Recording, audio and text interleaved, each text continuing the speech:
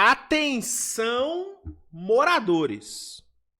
Atenção, moradores. Saiam da rua. Você tá na rua? Fuja da rua.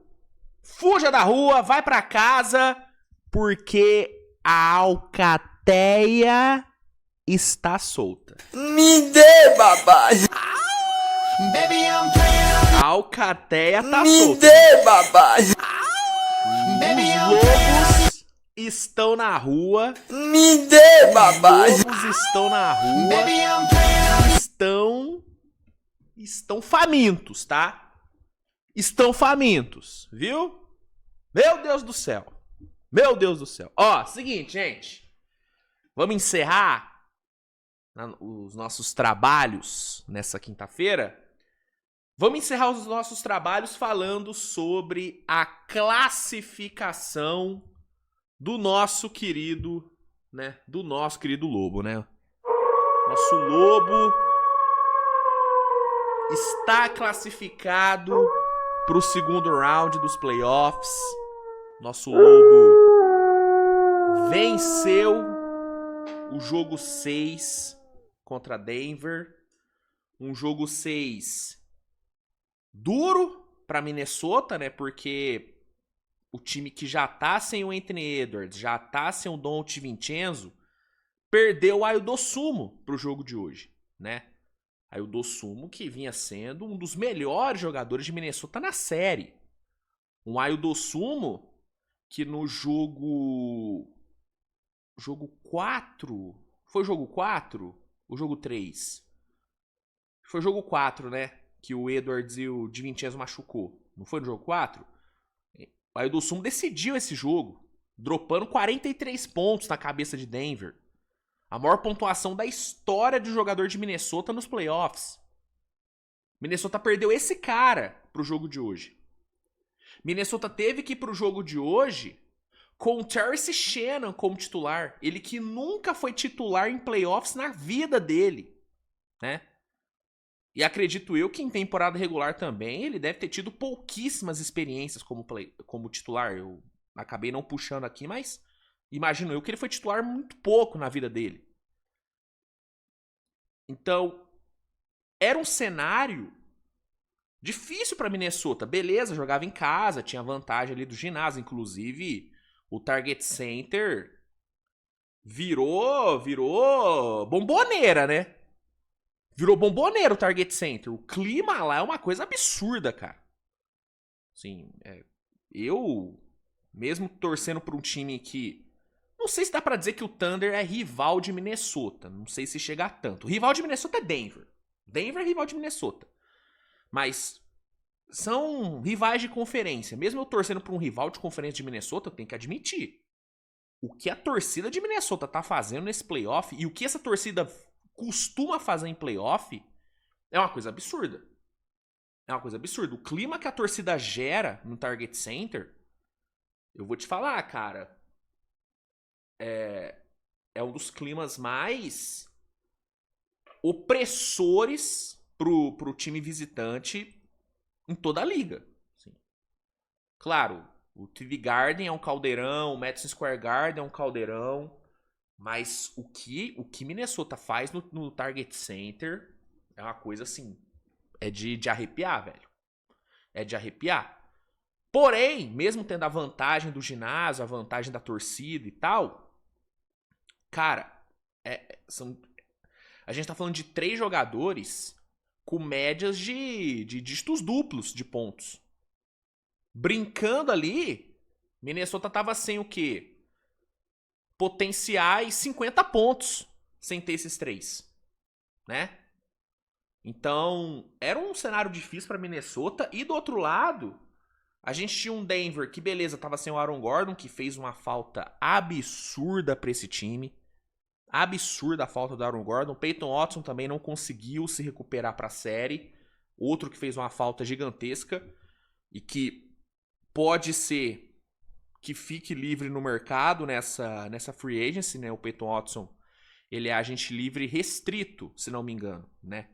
Então, apesar de Denver ter a prioridade, né? Denver poder cobrir qualquer proposta que chegar,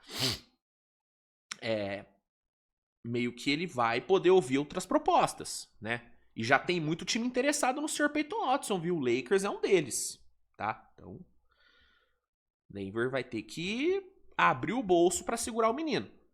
Porque ele é importante pra esse time. Ele fez uma temporada regular muito boa, né? E Denver não teve ele, não teve Aaron Gordon. Óbvio que esses dois fizeram muita falta. Só que, pô, gente, na batalha de desfalque, não dá pra comparar, né, os desfalques que Minnesota tinha pros desfalques que Denver tinha. Denver tava sem Aaron Gordon, tava sem Peyton Watson, mas tava com o Jokic e Jamal Murray. Tava com seus dois principais astros jogando. Minnesota não. A sua principal arma ofensiva não jogou, que é o Anthony Edwards. Então, Minnesota tava na minha opinião, mais enfraquecido do que Denver pra esse jogo, mesmo jogando em casa. Vinha de derrota, né? Denver vencendo ali, né, os últimos... vencendo o último jogo, diminuindo pra 3-2, ganhando uma sobrevida, jogando bem, né? O último jogo de Denver foi um bom jogo de Denver, né? O próprio Nikola Jokic fazendo um ótimo jogo 5. Então, era um cenário... Acho que dá pra dizer que era um cenário favorável pro 3-3, né? Era um cenário favorável pra Denver forçar o jogo 7. Só que faltou combinar com Denver. Faltou avisar Denver que era um jogo decisivo. Porque olhando... E aí eu não tô falando de bola jogada, da parte técnica. Eu tô falando da parte anímica. Eu tô falando da parte de postura, de motivação. Se você assistisse o jogo sem saber quanto tava a série, você achava que Minnesota tava perdendo. Você achava que quem precisava de forma desesperada da vitória para se manter vivo era Minnesota. Porque Denver começou o jogo com zero senso de urgência. Zero senso de urgência, sabe? Cometendo muito turnover, errando muito arremesso, desperdiçando wide open, né? Falhando inúmeras vezes na marcação, deixando o jogador que não dá pra deixar livre, né? Pô, teve uma jogada ali, cara, né? Acho que foi no segundo quarto, que o Gobert tá com a bola. Você tem ali o Spencer Jones claramente tendo que cobrir o Naz Reid no corner. Naz Reid que tem um aproveitamento maravilhoso arremessando no corner. Ele simplesmente deixa o Naz Reid completamente livre pra dobrar, assim, pra fechar no Gobert. Sendo que o Gobert, por melhor que tenha sido a série dele, foi uma série monstruosa do Gobert, daqui a pouco eu vou falar mais sobre, é um cara que você não precisa se preocupar tanto no ataque. Ele fecha no Gobert e deixa o Naz Reid completamente livre, sabe? Tipo, tiveram vários erros que um time que tava desesperado pela vitória, que precisava sobreviver, são erros que não dá pra você cometer, né? O Jamal Murray, cara, assim, vocês sabem, eu sou fã incondicional do Jamal Murray. Jamal Murray, ele é um dos meus jogadores favoritos na liga. Eu amo muito o Jamal Murray. Amo muito. Defendo sempre que possível. Nessa temporada eu fiquei feliz demais por ele ter sido All-Star pela primeira vez. Ele já merecia ter sido All-Star antes. Nessa temporada ele conseguiu. Foi disparada a melhor temporada da carreira dele, sabe? Eu sou fã, eu gosto muito de Jamal Murray. Ô, gente, mesmo eu sendo fã dele, não dá pra passar pano não, velho. A série dele foi fedorenta. E hoje, cara, que jogo frouxo do Jamal Murray. Jogo frouxo e jogo errático. Nossa, cara, não dá, mano. Que jogo horroroso do Jamal Murray. Mérito do McDaniels, que colocou ele no bolso. Mais um jogo que o McDaniels anula completamente o Jamal Murray. E hoje, daqui a pouco, quando eu começar a falar sobre os caras de Minnesota, eu elaboro mais. Mas assim, McDaniels tendo uma obrigação enorme no ataque com a ausência do Anthony Edwards, né? Ele foi alçado como primeira opção desse ataque, né? Porque o Julius Randle ele não consegue ser primeira opção do ataque, isso é fato. O Julius Randle é para ser segunda, terceira opção no ataque. Ele funciona bem assim. ele não consegue mais assumir protagonismo.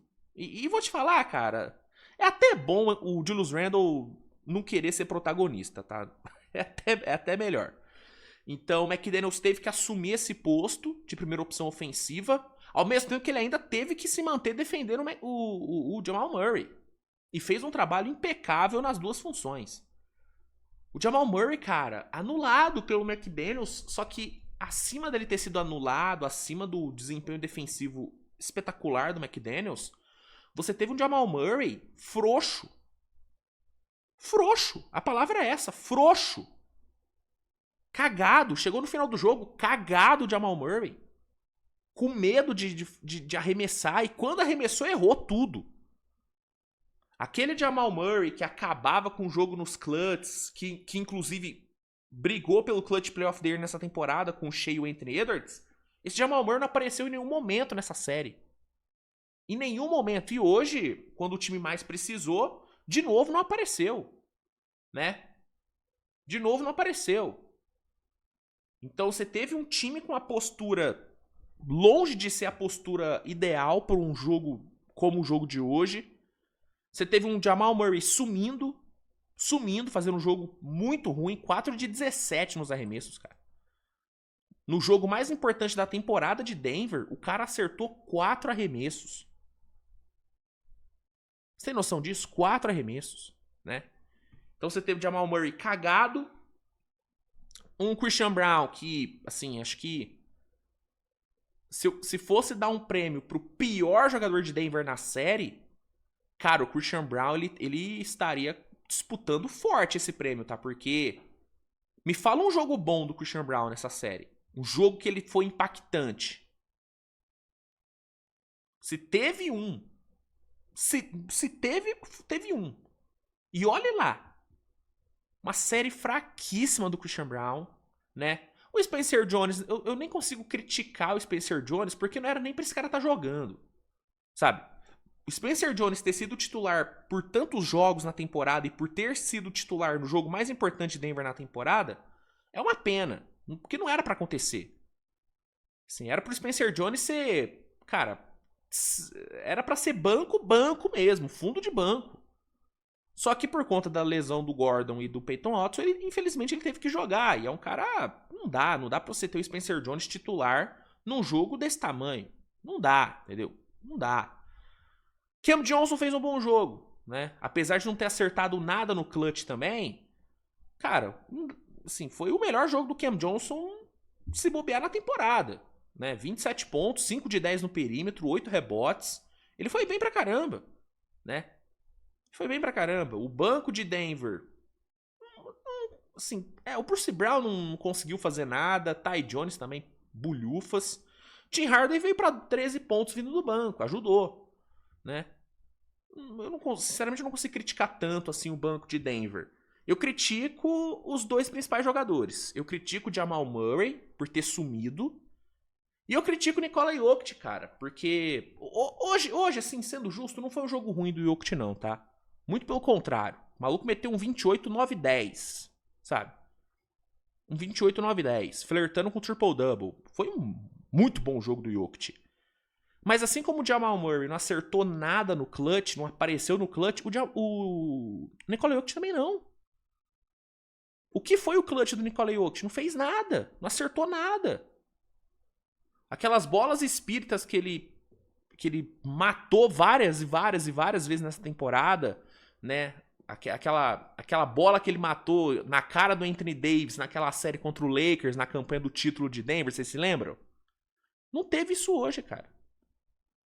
E de novo não teve isso hoje. Foi mais um clutch onde Minnesota anulou a dupla de Denver.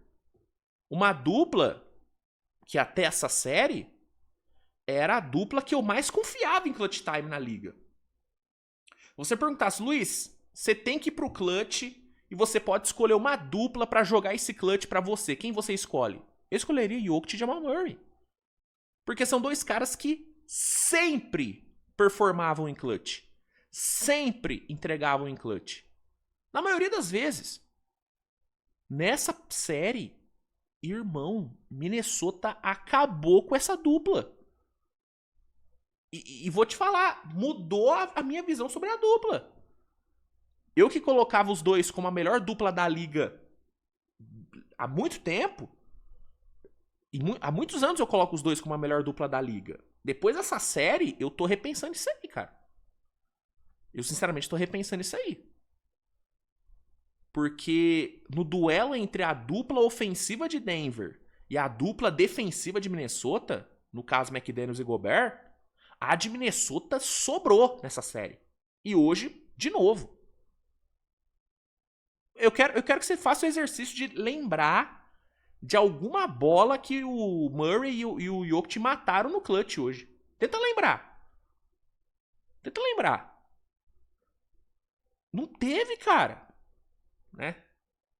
Assim como não teve em vários e vários jogos nessa série. Então, muitas coisas erradas em Denver nessa série. Muita coisa deu ruim em Denver. Você teve um David Alderman que foi colocado no bolso pelo Chris Finch, que é um técnico limitadíssimo, tá? Chris Finch merece elogios pela série que fez, tem que elogiar, eu vou elogiar ele. Montou um plano defensivo perfeito, que foi de forma primorosa executado por Gobert, por McDaniels, pelo time em si. Né? Perdeu 3 jogadores importantíssimos na série, especialmente o Anthony Edwards, e conseguiu ganhar. Chris Finch merece elogios. Dito isso, ele é um técnico limitado. Só que o Alderman consegue ser tão mais limitado do que o Chris Finch que ele pareceu. O que ele fez o Chris Finch parecer o Popovich. Fez parecer o Spoelstra. Muito ruim o Alderman. Não acha uma solução, não achou um ajuste na série. Não achou um ajuste, cara. E é muito foda porque é o cara que substituiu, que a diretoria escolheu para substituir simplesmente o maior técnico da história da franquia. Um técnico que não queria ter ido embora, que a diretoria mandou embora, o Michael Maloney. Eu não tenho dúvida alguma que o Michael Maloney teria sido muito mais capaz de achar uma solução para essa série do que o Alderman. Então, muita coisa errada, cara. Muita coisa errada.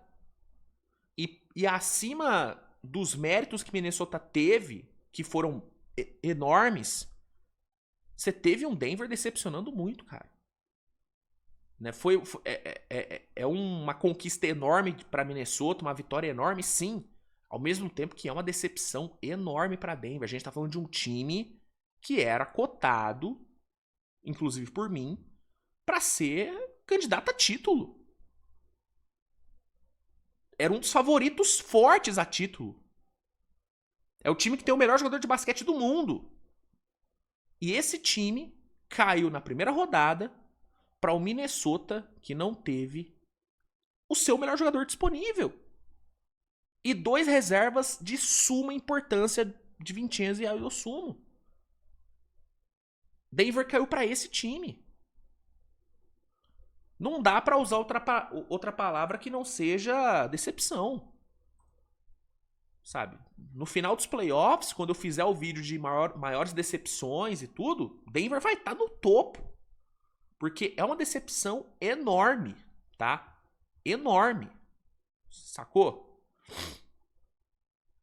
Enfim, decepcionante demais Denver, né? O desempenho técnico, desempenho coletivo, foi... Cara, foi decepcionante. E fica a dúvida sobre o que Denver vai fazer agora, né? Porque fizeram uma off-season boa. Todo mundo elogiou a off-season de Denver, inclusive eu. Montou, na minha opinião, o melhor elenco da era Nikola Jokic. E não conseguiu passar da primeira rodada. Será que é o momento de, talvez, mexer nesse núcleo? Será que chegou a hora? Será que chegou a hora de mover um Jamal Murray para tentar um movimento mais agressivo Não sei. São questões que eu acho que o front office de Denver vai ter que discutir, porque é mais um ano que Denver não chega numa final de conferência. Entendeu? Desde que foi campeão, 23, Denver não chega na final de conferência. Melhor resultado de Denver desde que foi campeão foi uma eliminação para o OKC em 7 jogos temporada passada, na segunda rodada. Né? Então, acho que tem que repensar, cara. Tem que repensar algumas coisas. Eu vi o Piso na Linha comentando, e eu concordo, que Denver parece que tá começando a seguir um caminho parecido com o do Bucks pós-título, né? Que foi um Bucks que acho que até chegou na final de conferência, não chegou depois que foi campeão? Ou não? Não, acho que nem chegou em final de conferência, né? Quando o Heat chegou na final da NBA, quem que o Heat bateu na final de conferência? Foi Milwaukee, não foi? Ou foi Boston? Aquela série do Heat e do Boston foi na semi ou na final de conferência? Enfim, independente disso, o Bucks pós-título nunca mais chegou numa final de NBA. E era um time que todo mundo achou que depois de ter sido campeão, chegaria várias e várias vezes. Nunca mais. E o Piso na Linha, ele compara esse Denver, fala que Denver parece que tá seguindo o mesmo caminho. E realmente, cara. E uma coisa que prejudicou muito o Milwaukee foi não ter sido agressivo. O movimento mais agressivo que o Milwaukee fez, depois que foi campeão, foi a troca pelo Damian Lillard. Que na época parecia uma boa ideia, mas acabou dando errado. Será que não tá na hora de Denver fazer algo parecido, só que tentar ser mais assertivo? Não sei. O Giannis tá no mercado. Né? Aparentemente, Giannis estará no mercado. Aparentemente, você vai ter um Kawhi Leonard no mercado. Será que não é o momento de tentar dar uma cartada mais agressiva? Porque, infelizmente, Nikola Jokic não vai jogar pra sempre. Jokic já vai pra 32 anos. Jokic que não renovou o contrato, né? Ele segurou a renovação, obviamente, pra ganhar mais dinheiro, pra pegar mais grana renovando nessa off-season, mas ele não renovou. Será que se Denver não fizer um movimento mais agressivo, será que corre o risco do Jokic não renovar?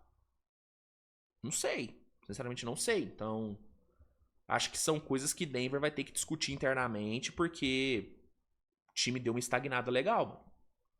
O time deu uma estagnada legal. Cair no primeiro round, nesse contexto de sem Anthony Edwards do outro lado, cara, é uma narrativa muito forte. Muito forte.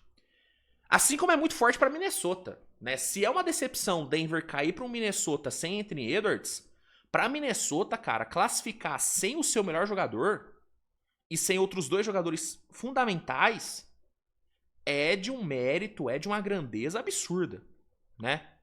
Uma série gigante de Minnesota.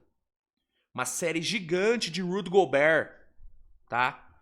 O tão criticado Gobert, o tão diminuído Gobert, inclusive por esse que vos fala, não tem o que falar. Assim, o que o Gobert fez nessa série foi coisa de 4 vezes depois, sabe?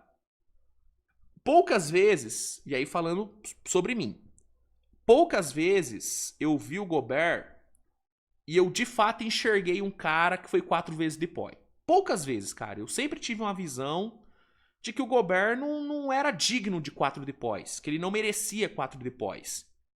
Nessa série o Gobert, ele pareceu um cara de 4 depois. Nessa série eu olhei e falei, tá, entendi por que ele ganhou 4 depois. A série que o Gobert fez, a forma como o Gobert fez o Nikola Jokic em muitos jogos parecer mais um jogador, a forma como ele humanizou o Nikola Jokic, como ele fez o Jokic É aquilo, né? Ele fez o Jokic sangrar. Ele mostrou pra gente que o Jokic sangra. Que o Jokic pode jogar mal. Que o Jokic pode ser anulado. O Gobert fez isso, cara. E nenhum outro na história, né, na era Jokic, conseguiu fazer isso. Foi a primeira série onde o Jokic ele foi dominado. Onde ele foi colocado no bolso. No bolso, tá? Então, se tem um cara que simboliza o que foi essa série e que merece todos os elogios do mundo, é o Rudy Gobert. Foi absurdo o que esse cara fez, né? E o prêmio dele vai ser o quê? Fez isso com o Jokic, agora vai ter que tentar fazer isso com o Wembanyama. Parabéns, Gobert. Anulou o Jokic. Fez o Jokic parecer humano. Agora vai fazer isso com o Wembanyama. Isso são os playoffs do Oeste. Playoff do Oeste é essa porra, irmão. Ah, ganhou do Denver, parabéns. Agora vai pegar o Brasil de 70. Vai pegar o Simba na Pedra do Reino, né? Como diria aquele memezinho do Dissola. Tem jeito, irmão. Tem jeito. Então, Rudy Gobert, um colosso nessa série. O McDaniels, eu acho que... Eu falei que o Gobert é o grande... É quem simboliza essa classificação, mas eu acho que o McDaniels ele é o personagem dessa série, né? Um desempenho fantástico, né? Foi alçado, né, como primeira opção desse ataque, correspondeu de forma espetacular. Defensivamente, assim, monstro o que o McDaniels fez na defesa, como sempre, né? Ele sempre entrega uma defesa absurda, não é à toa que, na minha opinião, o McDaniels, e é uma opinião que eu tenho há muito tempo, né? O McDaniels está entre os 5 melhores defensores da liga. Na minha opinião, tá até entre os 3. Eu acho ele um defensor monumental, McDaniels. E ofensivamente ele foi um monstro também, né? Acho que essa foi a melhor série ofensiva que eu já vi do McDaniels, assim. Uma série onde ele precisou entregar no ataque, onde ele se obrigou a entregar no ataque, porque quando ele vai no microfone e fala que é fácil atacar os jogadores de Denver, que todos são ruins defendendo, ele se coloca uma pressão enorme, do tipo, então vamos ver se você vai meter 20, 30 pontos. Se os caras é ruim, você vai ter que meter 20, 30 pontos. E ele meteu, né? Inclusive hoje foram 32 pontos pro McDaniels, com 10 rebotes e anulando o Jamal Murray. A gente tá falando de um McDaniels, cara, que se ele conseguir entregar de forma consistente o que ele entregou nessa série na parte ofensiva, a gente tá falando de um potencial de um dos melhores two-ways de toda a NBA, cara. Esse é o potencial do McDaniels, porque defensivamente ele já é um dos melhores. Se ele aumenta a sua produção ofensiva, por exemplo, nessa temporada, ele foi um cara de 14,8 pontos de média. Se ele vira um cara de 20 pontos de média, com a defesa que ele entrega, é papo de discussão de melhor two-way da liga. Não vai ser o melhor, porque a partir da próxima temporada, eu já falo aqui, o Wemby é o melhor two-way da liga, a partir da próxima temporada.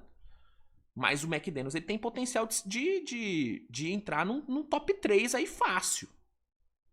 Se ele vira um cara de 20, 22 pontos de média, ele consegue. É difícil, né? É difícil ele se tornar um cara de 20, 22 pontos de média. Não é fácil. Mas se ele conseguir, é desse potencial que a gente tá falando, cara. E essa série evidenciou muito esse potencial dele, né? Então, é fantástico, cara. Realmente fantástico o que o McDaniels fez. O Chris Finch, por mais limitado que eu ache ele, fez um trabalho muito bom nessa série, achando soluções, montando um plano defensivo perfeito e resolvendo as questões de lesão, sabendo lidar com as lesões. Tirou um Terrence Shannon da cartola pro jogo de hoje. O moleque nunca foi titular, botou o moleque resolveu. Fez um grande jogo Terrence Shannon. Então, Ele merece elogios. E eu acho que o espírito de Minnesota, né, cara, fez muita diferença, né, cara? A diferença de postura, a diferença de espírito, a diferença de motivação ficou evidente, cara. Especialmente nos jogos em casa de Minnesota, né? Então, a real é que passou quem merecia. Passou quem merecia, passou quem fez por merecer. E agora que vem a San Antonio, né? Mais uma série duríssima pra Minnesota. Pra San Antonio vai ser duro também, né? Mesmo o Anthony Edwards. A expectativa, né, que o Edwards fique fora pela maior parte dessa série também contra San Antonio. Mas mesmo sem ele, eu acho que a vida do San Antonio não vai ser fácil não, cara. Muito pelo contrário. Os jogos em Minnesota vão ser duríssimos pra San Antonio, né? Especialmente se o Gobert conseguir fazer o que ele fez contra o Jokic. E é aquilo, se ele conseguiu fazer contra o Jokic, nada impede dele conseguir fazer contra o Embiid também. Nada impede, né? McDaniels. Se o McDaniels conseguiu anular o Jamal Murray, nada impede que ele não vá conseguir anular um Stephen Castle. Um Darren Fox. Então, não quero adiantar meu palpite, porque eu vou deixar pra palpitar na segunda-feira, mas quem tá achando que vai ser teta pra San Antonio, muito pelo contrário, tá? Muito pelo contrário. Assim como eu nunca achei que seria teta pra Denver nessa série. Eu vi a Denver como favorito, mas em nenhum momento eu achei que ia ser teta. Até porque tem todo o contexto de rivalidade, são dois times que se odeiam, né? Então, óbvio que isso ia fazer a série se equilibrar em algum momento. Então, não ache que vai ser fácil pra San Antonio, porque não vai ser. Muito pelo contrário, tá? Muito pelo contrário. Mas, enfim. É isso, galera. Minnesota passa, merecidamente. Denver fica pelo caminho. Um dos grandes favoritos ao título cai na primeira rodada. E é isso, irmão. Isso é Oeste. O Oeste é essa porra aí. E eu, realmente, cara, eu tô bem curioso pra ver qual caminho o Denver vai seguir nessa off-season. Porque, é igual eu falei, estagnou, mano.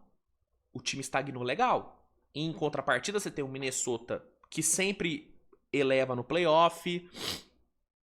Você tem o OKC que vai ficar cada vez melhor. Você tem San Antonio em ascensão. Denver tá ficando pra trás. Denver tá ficando pra trás. Temporada que vem, provavelmente a gente vai ter um Lakers muito mais forte, né? Fazendo, né, movimentos na off-season, com o Luka voltando. Então, Denver precisa dar um jeito. Vamos ver o que eles vão fazer. Pessoal, é isso, viu? Obrigado a todos pela audiência nessa madrugada. A gente se vê mais tarde com mais conteúdo. Brigadão mesmo. Deixa aí nos comentários o que você achou da série. Concorda com os pontos que eu trouxe. Acha que Minnesota tem chance contra San Antonio? Manda aí que eu quero saber. Se gostou do vídeo, deixa o like, se inscreve no canal. E é isso, gente. Obrigado a todos pela audiência. Tamo junto. Grande beijo e tchau.